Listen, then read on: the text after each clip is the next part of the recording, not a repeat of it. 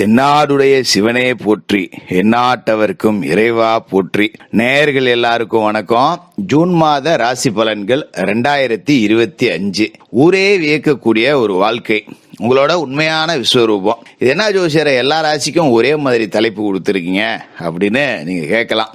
அதாவது நவ கிரகங்களோட முக்கியமான நகர்வுகள் எல்லாம் முடிஞ்சு ஒரு இடத்துல எல்லா கிரகங்களும் செட்டில் ஆயிருக்கு. இதுல ஒரு கிரகம் நன்மை செய்யுது அப்படின்னா இன்னொரு கிரகம் தீமை செய்யுது. அதாவது கடவுள் ஒரு கதவை அடைச்சா இன்னொரு கதவை திறப்பான் அப்படிங்கிற மாதிரி இப்ப எல்லாரோட வாழ்க்கையிலும் கதவுகள் அப்படிங்கிறது திறக்கப்பட்ட ஒரு அற்புதமான மாதம். இந்த மாசத்தை பொறுத்த வரைக்கும் மிதுன ராசியில இருக்கிற குரு பகவானோட ஜூன் மாசம் 15ஆம் தேதி சூரிய பகவான் போய் சேர்ந்து குருராஜ யோகம் அப்படிங்கிற ஒரு அற்புதமான யோகத்தை கொடுக்கிறார்.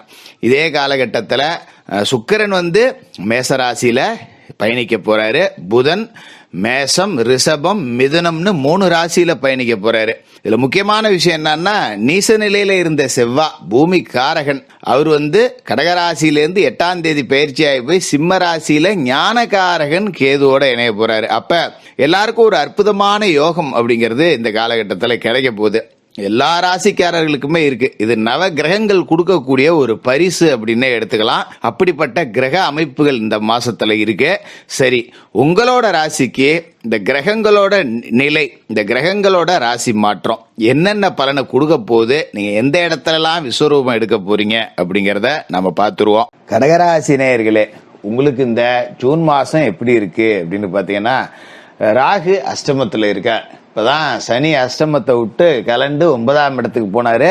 பின்னாடியே ராகு அஷ்டமத்துக்கு வந்துட்டாரு. அதோட ராசியிலேயே செவ்வாய் நீசம் அடைஞ்சு போயிட்டாரு. ரொம்ப நாளா அங்கேயே கிடக்குறாரு. அப்படிங்கறதால உங்களுக்கு அஷ்டம சனியே விலகினாலும் சரி, அஷ்டம சனி விலகினா நல்லது நடக்கும்னு சொன்னாங்க பல ஜோதிடர்கள். ஆனா அஷ்டம சனி விலகியும் எனக்கு நல்லது ஒன்றும் பெருசா நடக்கலையே. இன்னும் சொல்ல போனா சனி விலகின பிறகுதான் இன்னும் அடிபத்து சேர்த்து உழுவுது அப்படிங்கிற மாதிரி தான் இருக்கும். என்ன காரணம் அப்படின்னா, ராசிக்குள்ள நீசம் அடைஞ்சு போன செவ்வாயும் அஷ்டமத்தில் இருக்கிற ராகுவும் அப்படிங்கறதுதான். இவர் வேற அவரை பார்த்து வரப்பட்டார் இவ்வளவு நாளா. அது கொஞ்சம் பெரிய பிரச்சனை அப்படிங்கிறத தொடர்ச்சியா உங்களுக்கு கொடுத்தது. இது எல்லாமே உண்மைதான். ஆனா அஷ்டம ராகு கஷ்டத்தை மட்டும்லாம் கொடுக்க மாட்டார், நிறைய நன்மைகள் அப்படிங்கிறதையும் கொடுப்பாரு. சில பேருக்கு நன்மை, சில பேருக்கு தீமை அப்படிங்கிறத கொடுத்தாலும் கொஞ்சம் எதிர்மறை ஆற்றல் அப்படிங்கிறத உங்களுக்கு கொடுத்திருப்பாரு. அப்ப இதுக்கு மேல நீங்க கவலைப்பட வேண்டியதில்லை. ஏன்னா அஷ்டம ராகுவ குருவும் பார்க்கிறார். செவ்வாய் பார்த்தாலும் பரவாயில்ல, இப்ப குருவும் பார்க்கிறார். அப்படிங்கிறப்ப ராகு புனிதப்பட்டு போறதால நிறைய நன்மைகள் அப்படிங்கிறது உங்களுக்கு நடக்கும். கவலைப்பட வேண்டியது இல்லை. அதோட இந்த மாசத்துல 8ஆம் தேதி உங்களோட ராசியில உட்கார்ந்து இருந்த செவ்வாய் கிளம்பி போறாரு. அப்ப ஒரு நீச கிரகம் வெளியில போயிடுச்சு. ராசிக்குள்ள நீசம் அடைஞ்ச கிரகம் வெளியே போயிடுச்சு அப்படிங்கிறது உங்களுக்கு நல்லது. அப்ப 8 தேதி வரைக்கும் கொஞ்சம் கணக்கு பண்ணி ஓட்டிங்க. மற்றபடி உங்களுக்கு அற்புதமான நேரம் அப்படிங்கிறது 8ஆம் தேதிக்கு மேல கிடைக்கும். நிறைய தைரியமும் தன்னம்பிக்கையும் கிடைக்கும். என்னடா நம்ம இவ்வளவு கஷ்டப்படுறோம், யாருக்கும் நம்ம கெடுதல் கூட செஞ்சது இல்லை, இவ்வளவு உழைக்கிறோம், ஆனா உழைப்புக்கு தகுந்த லாபம் கிடைக்கலையே, என்ன ஒண்ணுமே உழைக்காம உட்கார்ந்த இடத்துல 10 ரூபா சம்பாரிச்சுட்டு போறான், நம்ம இவ்வளவு கஷ்டப்பட்டும் பெருசா 10 ரூபா சம்பாதிக்க முடியல, கடன் வாங்க வேண்டிய சூழல் வருது அப்படிங்கிற மாதிரிலாம் உங்களுக்கு தோணும். 8ஆம் தேதிக்கு மேல அது சரியாயிடும். உழைப்புக்கு உண்டான பலன் அப்படிங்கிறது உங்களுக்கு கிடைக்கும் அப்படிங்கிறது தான் இந்த கிரகங்களோட கணக்கு அப்படிங்கிறது சொல்லுது. அதோட முக்கியமான விஷயம் அப்படின்னு பாத்தீங்கன்னா, இந்த மாசம் தொடங்கி 2ஆம் தேதி மிதுன ராசிக்கு புதன் வந்துடுறார். 12ல புதன் மறைகிறார் அப்படிங்கிறது அற்புதம். ஏன்னா மறைந்த புதனால் நிறைந்த தனலாபம் அப்படிங்கிற அடிப்படையில உங்களோட புது முயற்சிகளுக்கு வெற்றி கிடைக்கும். அது மாதிரி உறவுகள் வகையில ஏற்பட்ட மன கசப்புகள் அப்படிங்கிறது நீங்கும். நீங்க ஏதாவது ஒரு முயற்சி எடுத்தீங்க அப்படின்னா கண்டிப்பா ஜெயிக்கலாம். ஒரு கடை வச்சிருக்கேன், அந்த கடையை விரிவாக்கம் செய்யறேன், இல்ல இன்னும் 2 பேரை வேலைக்கு போட்டு பெருசா கொண்டு போலான்னு இருக்கேன், ஒரு சொந்த தொழில் தொடங்குறேன், இன்னும் 10 ரூபா முதலீடை போட்டு அதை பெருக்கலான்னு இருக்கேன் அப்படின்னா இப்ப அதுக்கான நல்ல நேரங்கிறது கூடி வந்துருச்சு. 10 ரூபா செலவு பண்ணுங்க. புதன் 12ல இருக்கார் அப்படிங்கிறப்ப முதலீடு போடலாம். ஏன்னா மறைந்த புதன் நிறைந்த தனலாபத்தை கொடுக்கறது மட்டும் இல்லாம அந்த விரயத்தை நாம முதலீடா மாத்திட்டோம் அப்படின்னா பல மடங்கு லாபம் எடுக்கக்கூடிய ஒரு அற்புதமான வாய்ப்பு அப்படிங்கிறது உங்களை தேடி வரப்போகுது. அதோட முக்கியமான விஷயம் என்ன அப்படின்னு பாத்தீங்கன்னா, பெரிய மனிதர்களோட சந்திப்பு அப்படிங்கிறது உங்களுக்கு கிடைக்கும். நிறைய பெரிய பெரிய ஆளுங்கெல்லாம் உங்களுக்கு அறிமுகமாவாங்க. பெரிய அரசியல்வாதி, பெரிய அதிகாரிங்க, ஊர்ல உள்ள பெரிய பணக்காரங்க, செல்வந்தர்கள், இவர்களோட நட்பு அப்படிங்கிறதெல்லாம் உங்களுக்கு கிடைக்கும். அப்ப அதன் மூலமா 10 பேரை வச்சு தொழிலை நீங்க பெருக்கலாம், புது தொழில் வாய்ப்புகளை உருவாக்கிக்கலாம், புது எண்ணம், புது ஐடியா உங்களுக்கு கிடைக்கும். இவ்வளவு நாளா இதை செஞ்சிருக்கலாமே அப்படிங்கிற மாதிரியான ஒரு மாற்று சிந்தனை அப்படிங்கிறது உங்களுக்கு கிடைக்கும். அதை வச்சு நீங்க நல்லபடியா முன்னுக்கு வரலாம். அதோட முக்கியமான விஷயம், இந்த மாசம் முழுக்க 29ஆம் தேதி வரைக்கும் மேச ராசியில சுக்கிரன் இருக்க போறாரு. அப்ப சுக்கிரன் தொழில்ஸ்தானத்துல இருக்காரு அப்படிங்கும் போது தொழில எதிர்பார்த்த லாபம் அப்படிங்கிறது கிடைக்கிறதோட மட்டும் இல்ல, மரியாதையும் கிடைக்கும். ஒரு தொழில் செய்யறீங்கன்னா அந்த தொழில்ல இவன் தாண்டா கெட்டிக்காரன், அந்த தொழில இவன் தாண்டா நேர்மையானவன் அப்படின்னு 4 பேர்த்துக்கிட்ட நீங்க நல்ல பேர் எடுத்துடலாம். சாதாரணமா ஒரு காப்பி கடை, டீ கடை வச்சிருந்தா கூட சரி, 4 பேர் பேசிப்பாங்க. அந்த ஊர்ல போனீங்கன்னா அந்த கடையில சாப்பிடலாம், நல்லா இருக்கும்.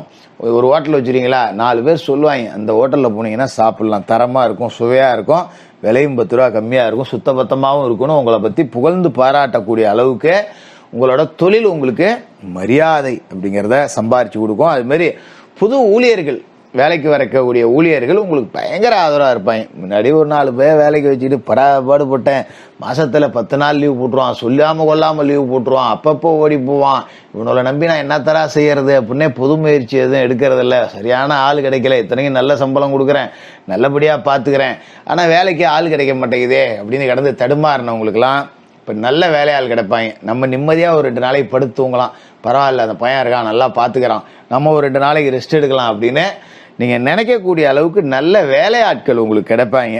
அவர்கள்ட்ட கொஞ்சம் கோவத்தை பாராட்டாம விட்டு கொடுத்து போகணும். ஒரு நல்ல வேலையாள் கிடைக்கிறதே இந்த காலகட்டத்தில் கஷ்டம்.